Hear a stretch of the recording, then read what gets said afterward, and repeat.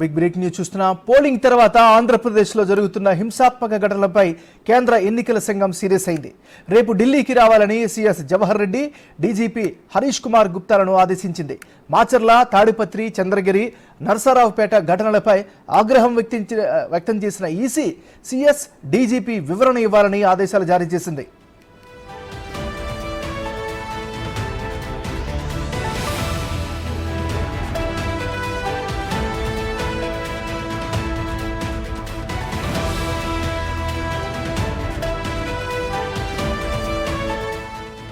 మనం breaking news చూస్తున్నాం.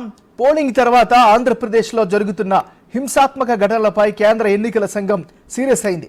రేపు ఢిల్లీకి రావాలని సీఎస్ జవహర్ రెడ్డి, డీజీపీ హరీష్ కుమార్ గుప్తాలను ఆదేశించింది. మాచర్ల, తాడిపత్రి, చంద్రగిరి, నరసరావుపేట ఘటనలపై ఆగ్రహం వ్యక్తం చేసిన ఈసీ సీఎస్, డీజీపీ వివరణ ఇవ్వాలని ఆదేశాలు జారీ చేసింది.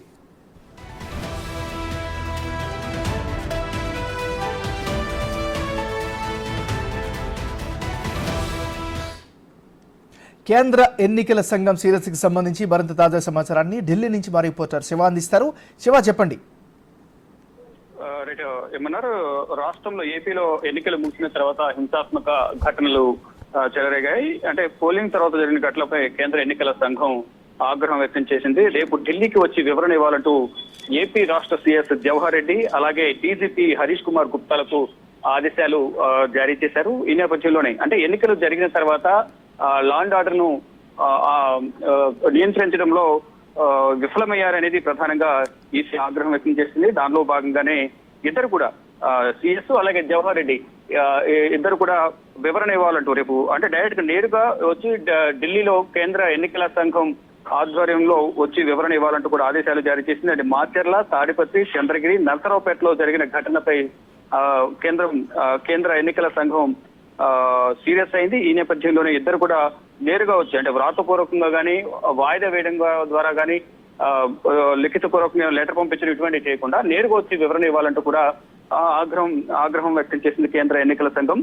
అంటే హింసాత్మక ఘటనలు అంటే ముందస్తు సమాచారం ఉన్నప్పటికీ ఎందుకు నిర్లక్ష్యం వహించారనే దానిపైన వివరణ ఇవ్వాలంటూ కేంద్ర ఎన్నికల సంఘం ఆగ్రహం వ్యక్తం చేసింది. అంటే ఢిల్లీ వచ్చి వివరణ ఇవ్వాలనేది ప్రధానంగా ఆదేశాలు జారీ చేసింది.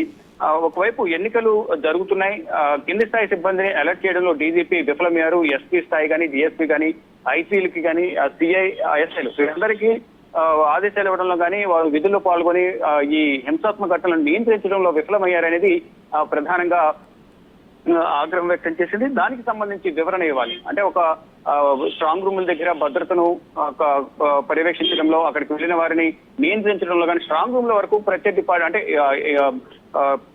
రాజకీయ నాయకులు ఎందుకు రాణిస్తున్నారు, అక్కడికి వచ్చిన తర్వాత గొడవలు జరుగుతున్న నేపథ్యంలో ఎందుకు నిలువరించలేకపోయారు అనేది ప్రధానంగా కేంద్ర ఎన్నికల సంఘం లేఖను రాష్ట్ర డీజీపీ అలాగే సిఎస్ కు లేఖ రాసింది. లేఖ రాసిన నేపథ్యంలో రేపు వచ్చి నేరుగా వివరణ ఇవ్వాలనేది ప్రధానంగా తెలుపుతున్నారు. అంటే ఒక వ్యక్తిపై హత్యాయత్నం చేసే వరకు కూడా అప్పటి వరకు ఏం చేస్తున్నారు, భద్రతను పర్యవేక్షించడంలో ఎందుకు విఫలమయ్యారనేది ప్రధానంగా కేంద్ర ఎన్నికల సంఘం ఆగ్రహం వ్యక్తం చేసింది.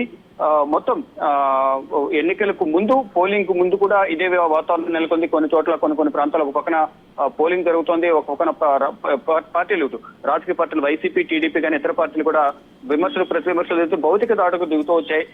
అది దృష్టిలో ఉంచుకుని ఫర్దర్ గా అయినా ఈ ఈవీఎంలో స్ట్రాంగ్ రూమ్ లకు తరలించే సందర్భంలో కానీ, అక్కడ స్ట్రాంగ్ రూమ్ తరలించిన తర్వాత అక్కడ భద్రతను కట్టుదిట్టం చేయాలి. కానీ స్ట్రాంగ్ రూమ్ ల వద్ద సరైన భద్రత లేదు.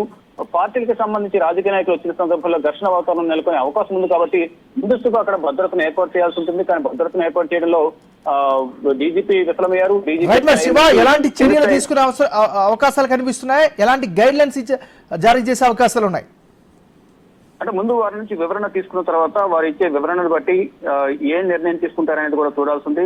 ఆ గతంలో కూడా అంటే ఎన్నికలకు ముందు విధులు సరిగా నిర్వహించరు, ఏదైతే అధికార పార్టీ ఉంటుందో అధికార పార్టీకి అనుకూలంగా వ్యవహరిస్తారనే వార్తల నేపథ్యంలో గతంలోనూ అనేక రాష్ట్రాలకు సంబంధించిన డీజీపీలను, సిఎస్లను కూడా మార్చారు. రాష్ట్ర స్థాయి ఇటు రాష్ట్రంలోని కింది స్థాయి అధికారులను కూడా ఎస్పీ, డిఎస్పీ, సిఐ, ఐజీ స్థాయి అధికారులను కూడా పోలీస్ డిపార్ట్మెంట్ సంబంధించి అందరినీ కూడా మార్చిన పరిస్థితి కనిపిస్తుంది. మరోవైపు రీసెంట్ గా ఇక్కడ ఏపీలో కూడా అధికార పార్టీకి అనుకూలంగా వ్యవహరిస్తున్నారనే నేపథ్యంలోనే కసిరెడ్డి రాజేందర్ రెడ్డిని కూడా